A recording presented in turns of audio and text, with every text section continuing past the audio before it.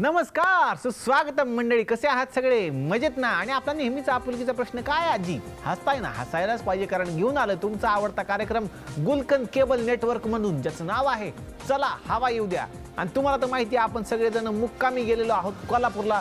कोल्हापूरच्या माई अवॉर्ड सोहळ्यामध्ये जी काही धमाल चाललेली आहे ती लाईव्ह तुमच्या समोर आम्ही पोहोचवत आहोत गुलकंद केबल नेटवर्कच्या माध्यमातून. आणि आज सुद्धा परत एकदा आपण त्याच सोहळ्याची मजा घेणार आहे. चला तर मग. ऋषिकेश, तुला माहितीये का, या सगळ्यामध्ये आपण अजून एका खूप मोठ्या मराठी अभिनेत्रीचं नाव विसरलोय. कोण? सोनाली. कोण सोनाली? सोनाली बेंद्रे.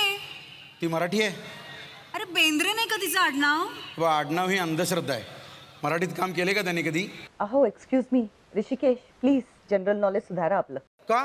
का म्हणजे श्रेया? हो हो, ऋषिकेश, अरे त्यांनी अमोल पालेकरांच्या अनाथ पिक्चर मध्ये नाही का काम केलंय? हो, मी विसरलो. Thank you Shreya, thank you. हा, आणि बॉलिवूड मध्ये एकदम टॉपला असताना त्यांनी हा मराठी चित्रपट केलाय. नाही, मी विसरलो. बरोबर. काय सिनेमा काय सुंदर होता, यांच्यासारखाच होता देखणा एकदम. म्हणजे स्क्रिप्ट खूप छान होती, स्टोरी खूप आवडली.